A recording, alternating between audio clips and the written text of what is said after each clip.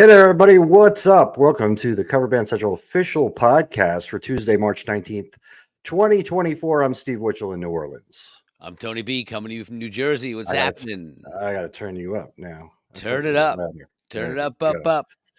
We are broadcasting live on the Cover Band Central Facebook page, in the Cover Band Central Facebook group, and on the YouTube Cover Band Central channel. Please subscribe to YouTube.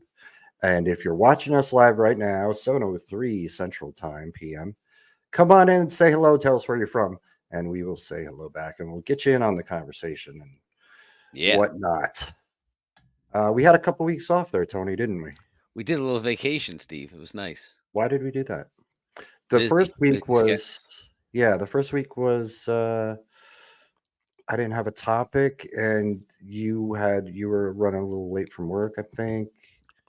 And then last week, yeah, schedule conflict, but here we are, we're back. We're back, Steve. I Hey. didn't put the thing up. I didn't even say what episode number it was. Darn it. Episode number 211. It's 211. That's right. There we go. I got to put the thing up so people know they're watching Nice. 211. Not See, that's why, 210, not 212. yeah, that's why I need 211. an assistant here. So how's it going? How you been? Great. How about you? I've been good, good. Same as usual. But I do have some cool stuff to tell you about that's coming up. Excellent. Let's hear all about it. Yeah. So I mean, there's not much to talk about with my playing. You know, it's busier now. It's spring break. Still doing the schedule Friday, Saturday, Sunday, 2 to 6:15. And same band and same issues. But you know, But, busier. but only singles, right? No day night gigs, just day. No, just singles. Yeah. No more doubles for the foreseeable future. And but busier now. It's spring break, and it's a it's a good. It was St. Patrick's Day this Sunday, so a whole weekend was pretty busy, and we did good. We made a lot of money in tips this weekend, more Excellent. than usual. Yes, Hmm. but speaking of tips, one of the things I want to talk about, and I did put the link in the description here. Anybody wants to get a head start on this, but I've been telling you about it for years, and I don't know if I've sent you the info for your band, but I've been telling the audience about it too for the years that I've been using a request app, a tip app where people can Mm-hmm. scan a QR code, request a song, and tip the band. And it works very well. I have it pretty much down to a science, where I put the signs up and for maximum visibility, and have a good song list on there. We promote it on the mic constantly, and people love to use it. It's fun. So the company is Mindset, and I recently got a partnership with those guys. They reached out to me because I've been using it, like I said, for a couple of years, and really, Cover Band Central audience is the target audience for this thing. You know, there's no other person in the that's doing anything else that's going to use this thing. Mm-hmm. It's for bands who can take requests. So we set up a thing. It's great now. If you sign up through Cover Band Central, they'll hook you up with a free banner, free 6-foot banner with your logo and your QR code, and cards too. And I just got mine in the mail, and I'm gonna do a video later and show people. But like cards that you can put on the tables or on the bars with the QR code for free. They do it for free, and they also will. Once you sign up, they'll schedule a call with you, or they'll give you an opportunity to schedule a call with them on the phone, where they can set you up. They're going to answer all your questions, and hook you up with this. It's not a So bot. You get to actually speak to a real person. yeah, a real It's good. person that lives in this country that's, Excellent. is actually behind doing the app, running the app, created the app. So, and it's fantastic. It's a lot of fun. Um, People in the audience love to use it. It's great that you put in your songs, and people will tip you for songs you were already going to play anyway. So this is a way of making extra money. Bands for years, decades have been saying we were only getting paid this much, $100 a gig or whatever, and it's been the same way for that long. And so nobody's going to give us a raise. So this is a way to take control and make And more we money. talked about this early on. Yeah, we did. What would you think percentage wise? How much have you guys increased your overall income for a gig by using this app? That's a good question, percentage-wise, because it really varies. Like this weekend, for instance, Friday and Saturday, each of those days we only made $20 on, or I'm sorry, $10 on the app each of those days. So we made $20 on the app Friday and Saturday. But then Sunday we made $160 on it. Mm, So there, it's hard to say. But we did but on the Friday and Saturday we got a lot in cash tips. So it just changes from gig to gig. But I mean, if I had to put a percentage on it, maybe 25% of it mm, is is digital tips, and then 75% is cash tips. But it's after using it a couple of years, we've made over $12,000 on it. correct. So that's what I mean. Yeah, Percentage-wise, exponentially versus what you would have paid. You guys may have made an extra 10%, by using the app versus if you hadn't been promoting it through that. yeah, yeah. So definitely helps. It supplements you whatever tips you're already getting, if you are getting any, and if you're not, and you're in a place where where it's permitted, where it's appropriate, then you should, do it. People want to tip you. People want to give back. People like doing that. And you have to give them a way to do it and to make it easy for them.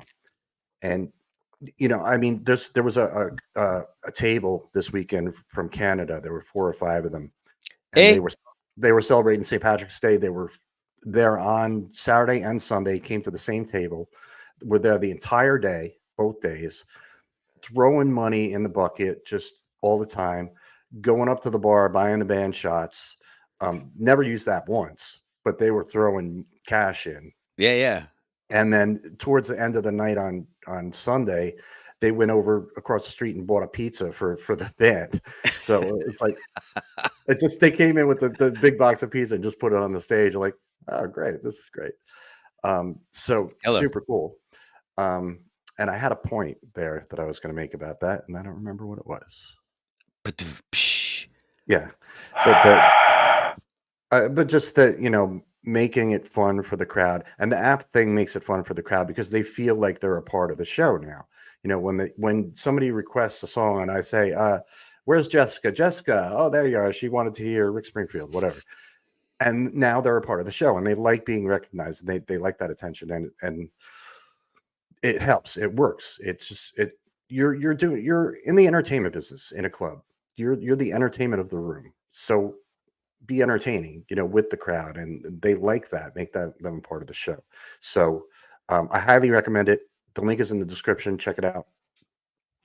You could just go to mysetmusic.com if you want to do it that way, but just make sure you put that you were referred by Cover Band Central. You get all those perks. You get the free stuff. You get the phone call.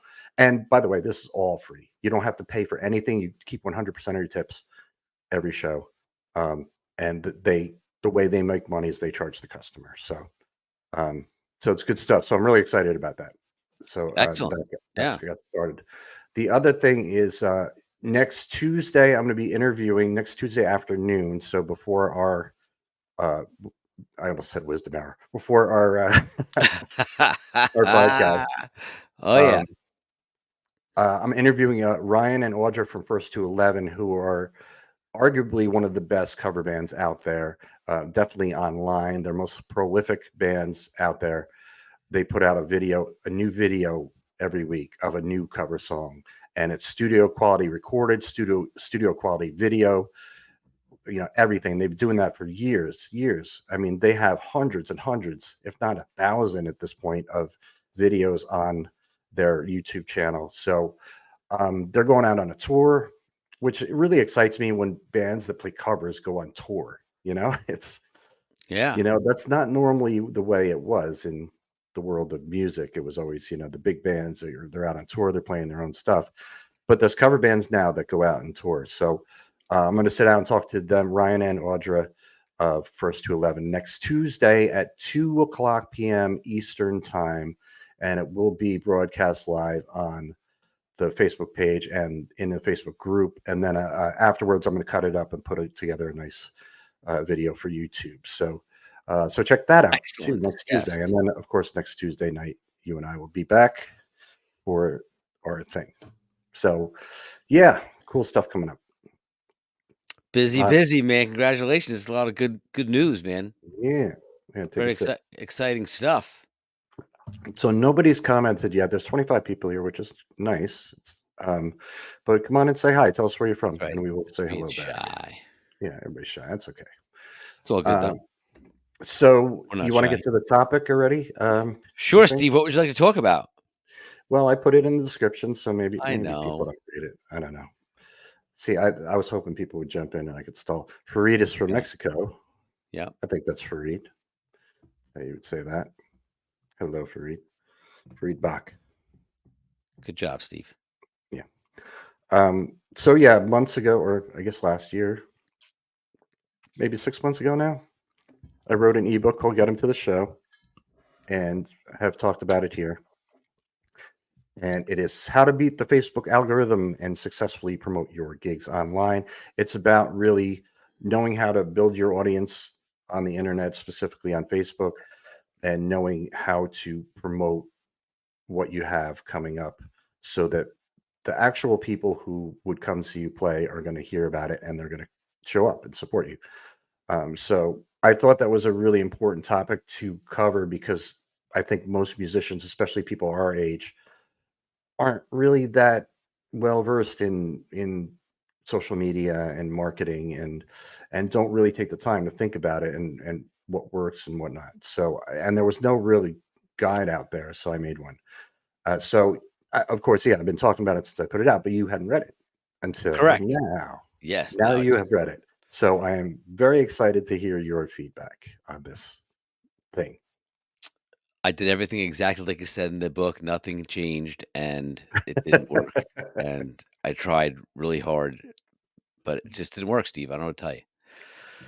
No, I thought, it's an excellent guide and you don't realize, or at least I didn't realize, until now, the biggest difference that it can make, just in as much as someone reposting your gig to their friends online, not even in a group or anything, but just like the word of mouth. But if you post it and put it out there and say, hey, FYI, I'm going to be at this location on this day, and then someone else gives it to five people, they have five people, they have five people, all of a sudden, exponentially, a much larger base of people have heard about it, through that grapevine, so to speak. But on the flip side, it's not also just not about having a presence like a page that's just there and people can go to it and look at it and check it out and get the dates where you're playing and you know maybe there's some videos on there and but there's nothing like you said that's in a daily basis or in a routine of posting and building momentum and there's so many aspects to the ebook, and you really covered a lot of the topics, I thought pretty thoroughly and succinctly to where it gives you good information that you can apply. You can start right away, but there's a lot of other components, to it as far as like the discipline to do it, right? The desire to want to do it, the realization that it's important to do it, and then exactly how to do it so you're not wasting time. Right. Yeah, that's a big part of it is the efficiency of time because a lot of people, and again, especially people our age or adults, have families, have regular jobs, or only playing on the weekends, and maybe only 3 or 4 gigs a month, and don't really have the time to figure out how to promote it. They just figure, okay, I'll create an event on Facebook and I'll share it on my page once, and then hopefully everybody's going to see it and come. That's just not mechanically. That's just not how the internet works, or Facebook, especially. Um, there's 2 billion people, I think, on Facebook now, and there's only what 7 billion people on the planet. Is it 8 billion now? I'm not sure. I don't know. People keep having sex. Yeah, Paul said, "You folks responding to posts here." If you mean the live stream right now, Paul, yes. If you mean like in the group, Indeed. not right now, but yeah, if you got something to say right now, bring it on. Um, so yeah, the efficiency of time is really a key factor, but it's really the efficiency of what you're doing. Where are you putting your energy? What are you actually trying to accomplish. You need to know that. You need to be very focused on what it is you're trying to accomplish. And I say that in the book too. And I say this all the time with people, and you know it because you live by this. But if you want to accomplish something, you need to have a goal. You need to have a clear goal. You need to know what it is you're trying to do in order for you to get there, because having that clear goal is going to inform the steps to get you there. But in But this most case, importantly, Steve, you have to have fun and enjoy the steps yeah, and the journey, which was makes it cool. Because if you look at it like a task and you say, "Oh, I got to do this and I got to do that and I got to, oh, I forgot to post that thing," and right. as opposed to, "Hey, I'm excited to do this. I'm going to put aside a little bit of time each day or every other day." It's just like anything else that we talk about. Whether you take lessons or you practice or you're disciplined and you want to get better or you want to be your best, you can find 1,000 excuses to not do it.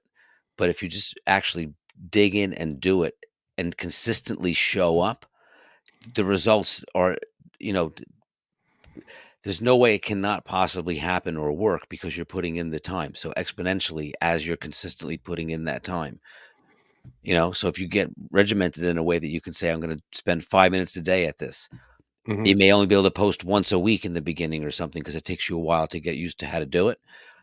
But it's still better than not posting at all. So you just have to start. That's part of what I got out of the book too was, you have to motivate yourself to do that. And then once you see the fruits of your effort, you'll be more excited to do it, but you have to have fun doing it. You can't look at it like it's a chore. That's right. And I think I said that in there. Maybe I didn't emphasize it enough, or as much as you did right now. But yeah, knowing, being disciplined, I've also doing written the foreword for the new book that's coming out the tomorrow. So just, a better yeah. copy. Um, but it's like, okay, you know that you have to spend 5 minutes a day or whatever it is, half hour a week doing this stuff. But what stuff? That's where people get tripped up. Hmm. Like, what do I do? What's the answer? How do I do this? So I give those steps really in the book, and we could talk a lot about it here, and you'll still be able to get something from reading the book. Um, Yeah, I mean, Paul said you need to find other people that have the same goals. That is certainly true. But I think that once you're clear on your goal, that the next action steps you take in your life will lead you to that, uh, lead you to those other people, because you'll be on that same sort of wavelength as the people that you're looking for. Um, But inevitably, if you're putting in the effort, you're going to see the result. But you need right, to understand where to put the effort, right? So right, you get the right. desired result. Yeah, and you have to move. You have to take steps. You figure things out when you're moving, not when you're idle. Um, so one of the major things is about content, and online now, with 2 billion people on Facebook, you're competing for eyeballs. You're competing for that space, for that scrolling space with a lot of other people. And in order for you to get somebody's attention, you need to have good content, and you need to post every day, at least one thing a day. And now I talk about the type of content in there too.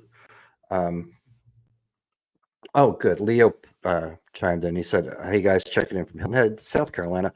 Purchase get him to the show, and I think it's excellent. Starting to put the strategies into action. Excellent, Leo or Good Lee. man, Lee. Is it Lee? Did I say Leo? It's Lee. Sorry, Lee. Good man, Lee. I'm a little nearsighted. Um, so I mean, that's kind of what I wanted to dig into with you there about content. What I describe in the book is that what's important about your content is that it's emotional. There's an emotion attached to it, Mm. where people are going to gravitate towards that, because that is the content that gets shared the most and gets the most engagement. Something that has an emotional reaction to somebody. Now, emotion doesn't mean sadness. Emotion means something. You're feeling something. Something that If moves you. something that moves you, if it's hilarious, if it's funny, if it's something that's like, oh, my friend Mark is going to love this, I'm going to share it with him or to him, or all my friends are going to love this, so I'm just going to share it. Something that makes you laugh is an emotional response. So you want to think about that when you're making your content. And It can be something that's heartfelt. It can be something that's inspiring. Those are things that get shared as well.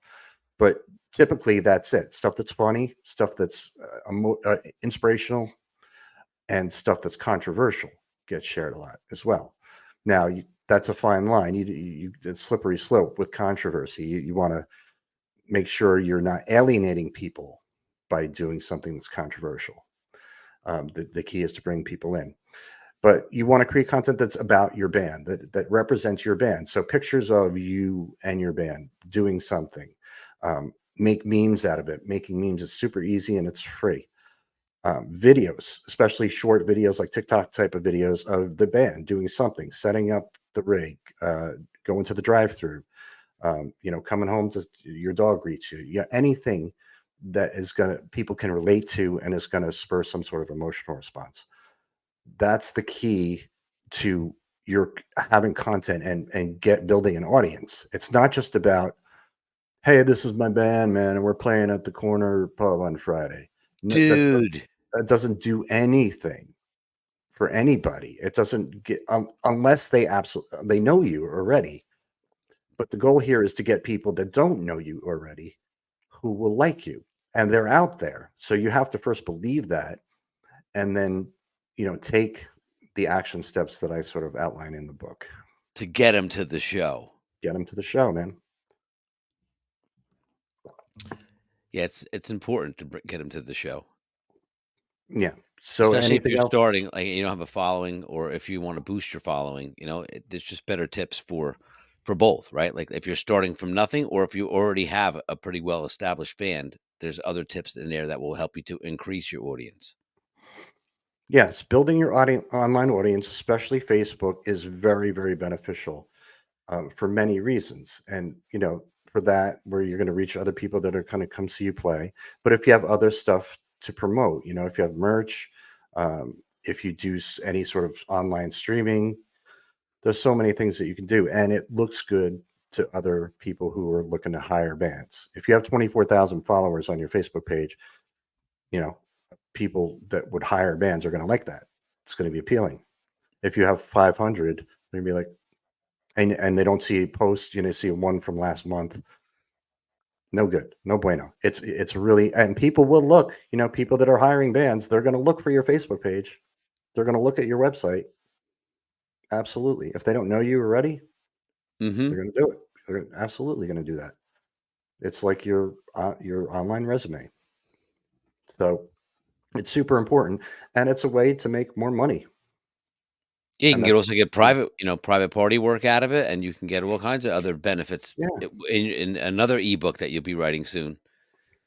corporate shows, where the big money is. That's what you want to do. Mhm.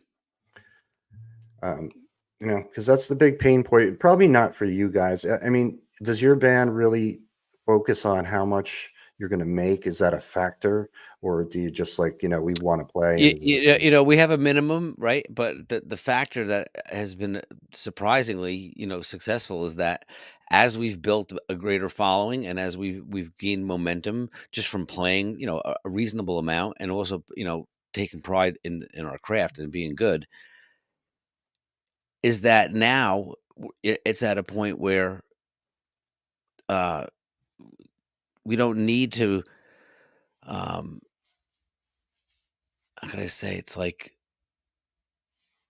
uh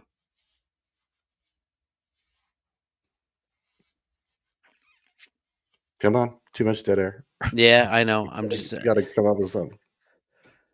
what was the question, though? What was your main the first thing you asked Well, me? I had just, two thoughts if in my that head. was really a factor in when you're booking gigs, or it's just the venue, the proximity, Oh, yeah, uh, no, so sorry. you know, Right, so, yeah. no, so exponentially, as we gained popularity and we got better gigs and we started playing, like, more town gigs where you had more exposure just to more people that would say, "Hey, you're really good. I have a club. I want you to play here."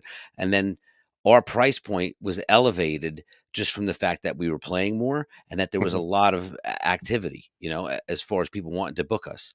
So mhm, it's like you reach a certain plateau, I think, too, where you know you played better gigs and you get paid more money, and then if the band is good, the opportunities are more plentiful than when you're in a lower tier. It's like there's a lot of competition for gigs at a certain level, but once you get past that point to where you have a different like opportunity zone, it seems to get you know easier to get more money or to pick the gigs you want to play. And not so much the corporate gigs, but like a lot of these outdoor town festival type activities Right, pay right. very well.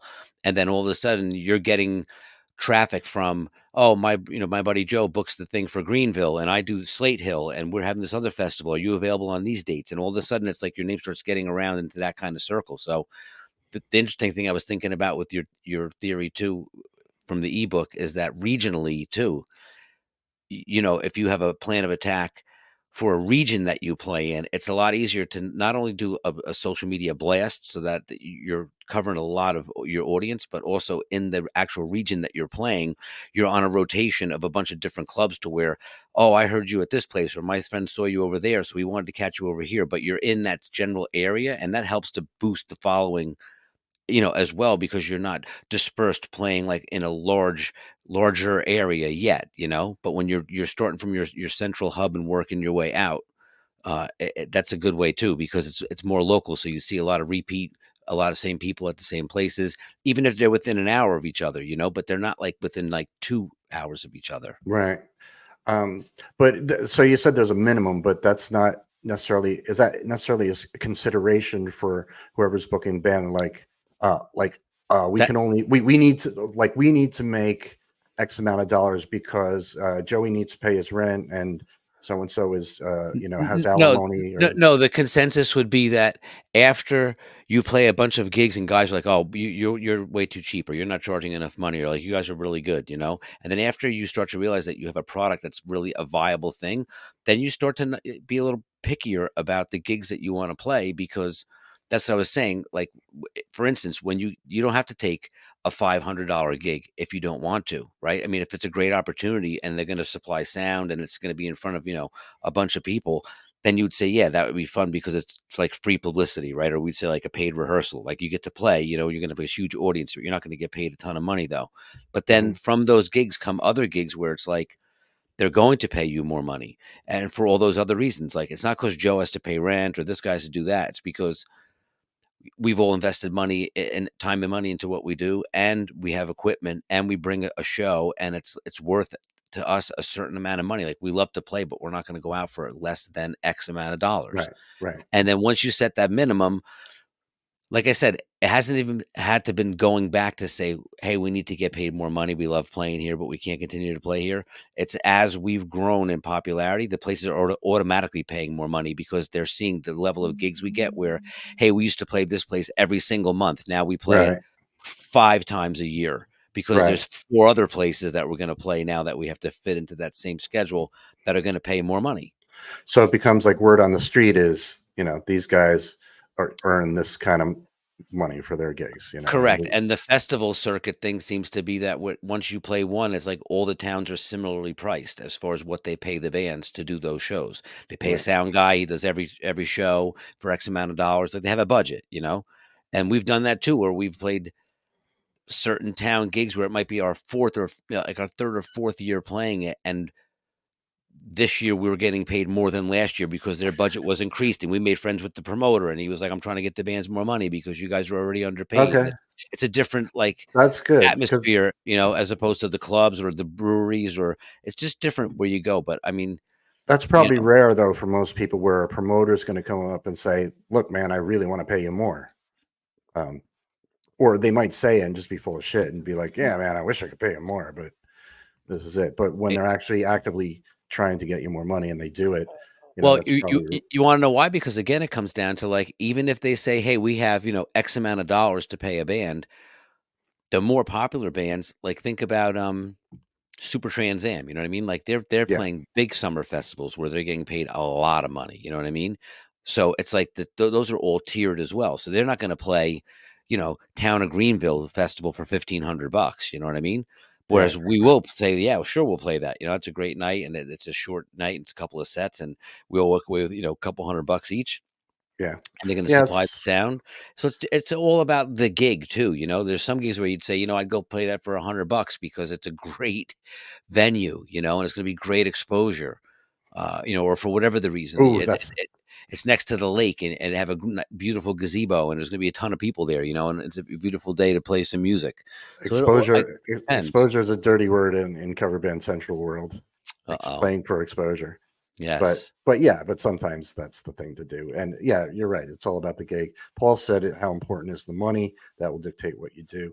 And for most people, yeah, that is the case. It's gonna, you know, how important is it? And for a lot of musicians, including people who I play with in New Orleans, it's I need the money for rent. I need the money for my car payment. Um, a lot of people in the city kind of live that way, sort of paycheck to paycheck and Mhm. gig to gig. So in our case, the tips make a huge difference for a lot of people here, making more money in tips. It's a it's a little more comfort for them for whatever it is they're responsible for. And I imagine that that's the case for a lot of people um, that out there, like the guys like John Monica, people like that who are out there just playing acoustic gigs by themselves at a restaurant where there's 5 people there or whatever. Yeah, yeah. Um, and in fact, I hooked up John with this thing, so he's going to start using it soon. And I'll give more information. I know I'm bouncing back and forth from the book now to back to the tip app, but um, I'll show some more stories about it when bands out there start getting using it and making some money. But I already got like 35 or so to sign up over the last week, so I'm excited. I'm excited to see people see it because I know it works. So I'm excited to see it work for other people. And it's weird to me, dude, how reluctant people are to try new things. Especially things Ah. with technology. Um, like Yeah, but you'll no, get some interesting feedback in the next 3 to 4 months once they've used it a bunch of times, and then you can get some real-time use out of it and see, like, the success that they had with it because they did put the time into using it, you know?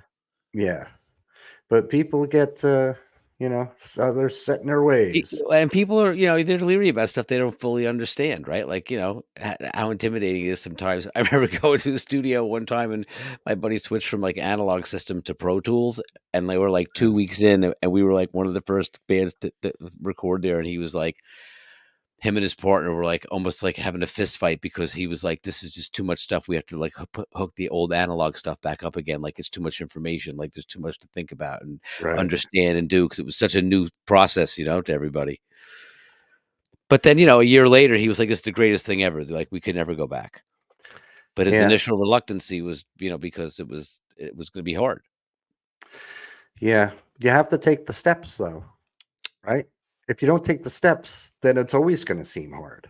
and you'll never see the fruits. You'll never see the fruits. You have to, and Put these in the things go work, hand in Stevie. these two things we're talking about: the show, or get them to the show, the book, the ebook, and the tip app, request app. Both carry that same sort of idea of it's something you don't know. It's new technology. It's you're scared of it, but as soon as you take a step, you're going to learn something, and then the next step, and so on and so on. It's just one step at a time.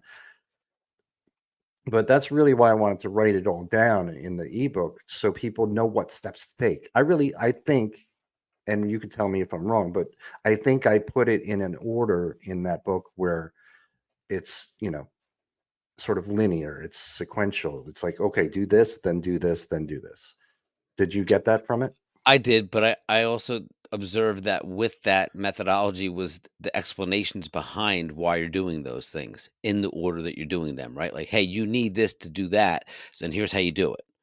And then Right. the next part would be like, and then here's some other things to debunk, or here's some things that you should pay attention to, and do them in this order, right? But not specifically saying like press this key and then go there and then do that, but more of like how you're thinking about what it is that you want to spend your time to post, right? And like you said, the target audience and the things of that nature. Yeah, target audience, huge. And I start with the myths in there in the book after the introduction. Mhm. And that was a suggestion through, when I wrote this, I was sort of following a studying in a course about writing, and this was the format that they suggested for this type of book to start, answer people's questions or their objections right off the bat. So that's why I started with the myth one, two, and three, and four, I think. But the popular ones, those are like, it's going to take a lot of time. No, once you know what you're doing, it's not going to take hardly any time.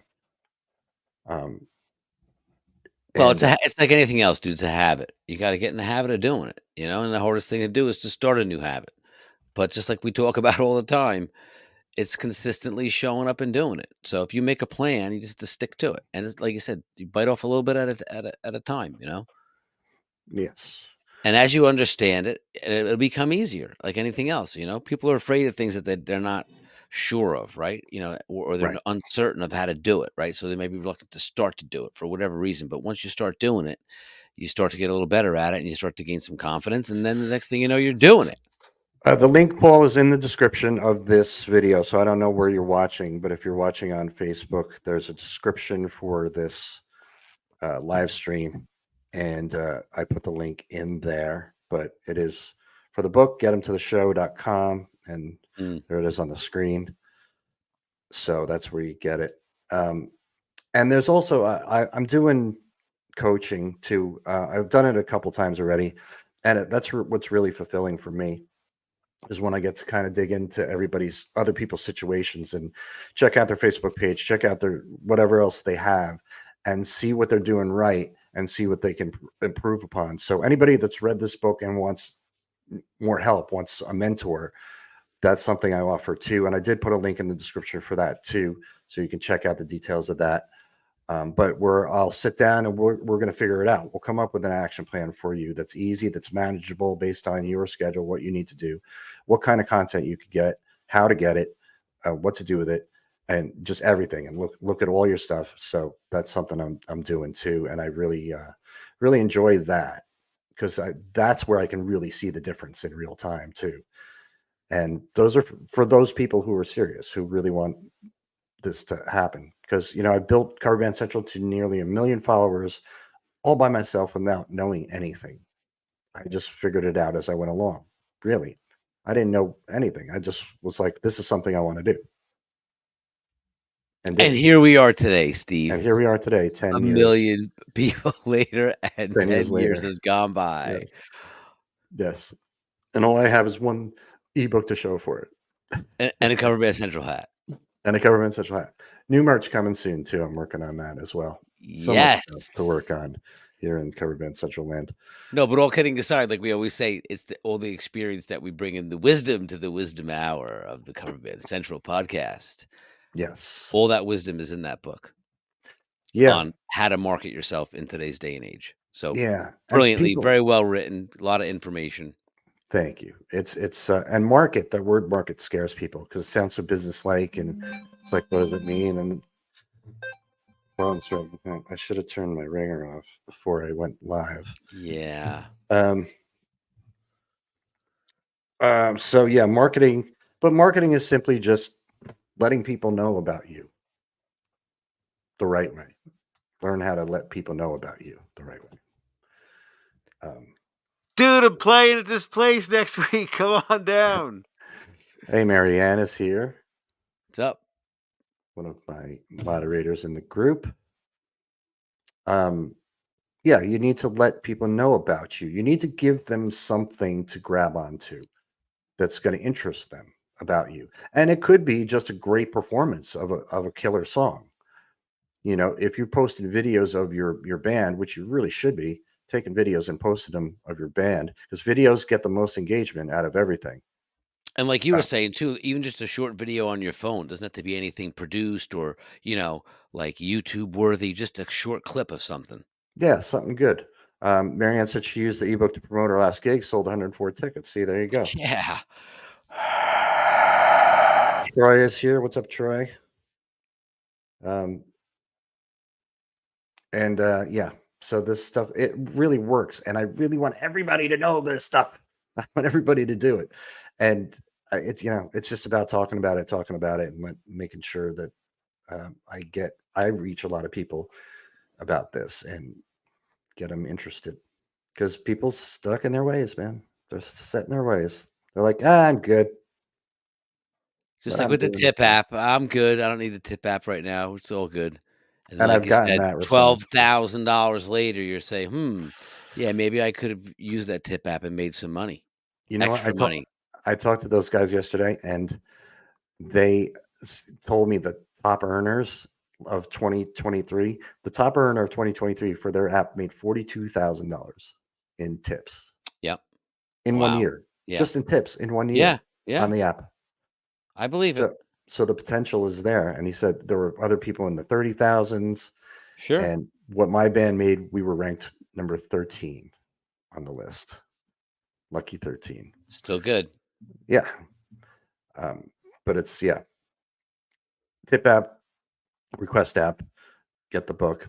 You're golden. Do those things seriously. If you're in a situation where you play a lot, you can take requests. You're looking to build your following. Yeah, you can make some extra money. $10 for the ebook, and it's free for the request app. And Steve, the request app has your set list on it, right? So they're Your picking set list. from your songs. They're not just be random, like, I want to hear this crazy song that you probably don't do. They're looking at a list and saying, oh, I want to hear that and I want to hear this, right? Yeah, it's like a jukebox on your phone. Yeah. You're just scrolling through and like, oh, there's a song I like. What's great too is I'm having weekly meetings with these guys too, weekly Zoom meetings, and they're taking my advice on because I use it so often. They're listening to my feedback and they're saying, okay, maybe we can do something about this. Maybe we can change it. They're actively trying to make it better. So that's really killer too, that we're working hand in hand together. And I'm looking for at a long, fruitful relationship with these guys. I'm really, Excellent. really That's excited because great news. anything that's going to help musicians, man, anything that's going to help musicians make more money, have more fun, I'm all about it. I'm all over Have it. at it, baby. Yeah, I'm all about it because that's why I do this. That's why I keep doing it. For the love of music. Yes, It's Cover Band Central. in love of everybody else, people. Yes. I didn't Peeps. really have much else, unless there's something else you wanted to talk about the book or anything else, Tony, because Let's nobody's. think, let's think about this for a minute here, Steve. With the book, I think in closing on the book, we should say that you need to buy the book to really be Mhm. able to understand what we're talking about. You too can enjoy the fruits of your efforts with the Yes, guidance and wisdoms of Steve Witchell. Years of experience brought to you in one complete package. yes, easy read too. It's not going to take you that long. How long did it take you to read it? 25 Easy, minutes, easy 20 read. minutes. Yeah, I mean, I was very thorough reading it. Look Paul at bought the Paul. PDF. Did you Yes. just buy it just now, Paul? Because I hope you did. And yeah, maybe you did. That's what you got. And PDF. Cover Go Man check it Central says, out, Paul. thank you, Paul. Let me see if he bought it. If it's in the book. Yep, there it is. That is so loud, dude. Oh God. Sorry about that, but that was an exciting moment right there. Just sold I know on we got air. back up like 5 feet. Jesus. Steve is writing a book on how to function as a deaf musician from getting whistle blown in your ear. Yes, excellent. Here it goes again, Steve. Yeah, please don't Please do not do blow my that. ears out. Not that my ears haven't already sustained incredible amount of damage over the years. There's no escape from the ear monitors. Yes. There's no escape. What's None up, Dennis whatsoever. Papaleo is here. What's up, Dennis? Dennis is an amazing drummer. Plays with no idea. Played with Dennis many gigs. Excellent. Place with no idea. What are you The doing? band No No Idea. idea. Yeah. No idea. Yes. Right. Uh, Excellent.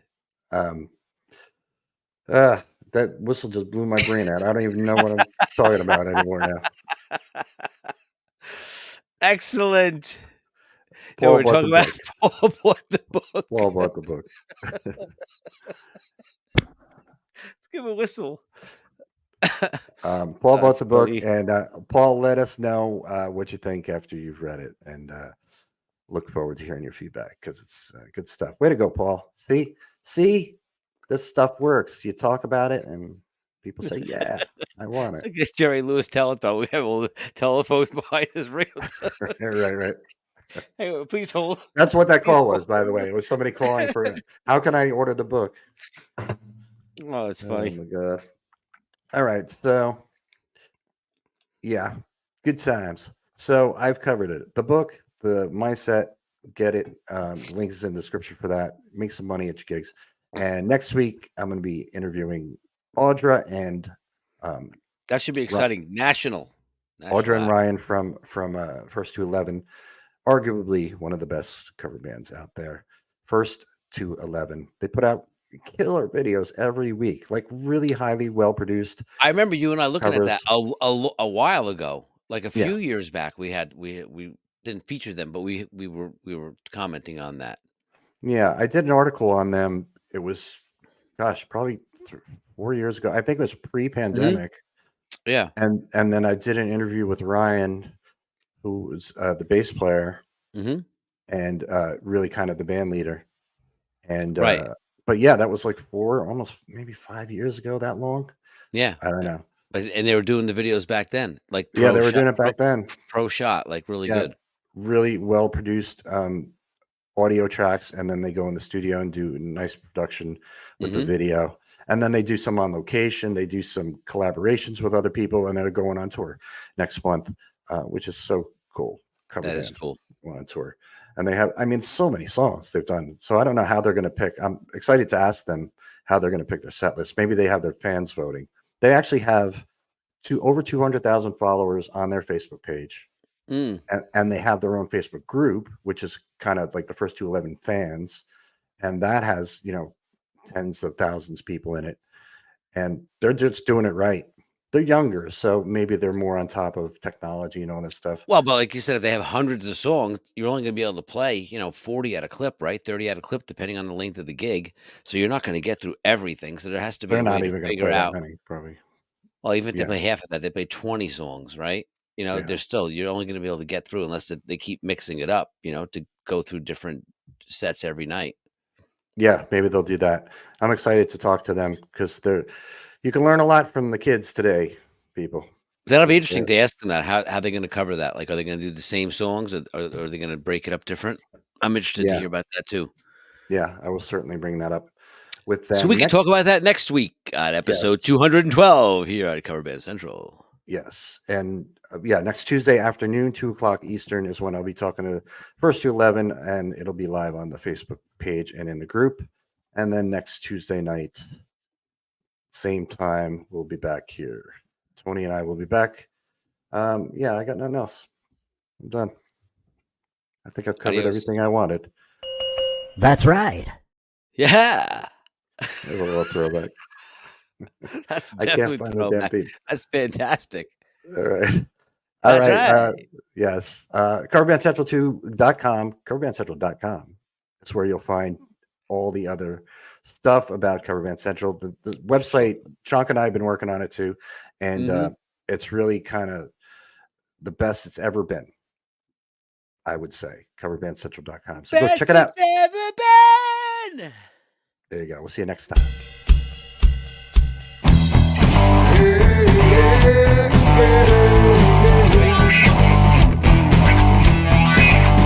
Cover Band Central.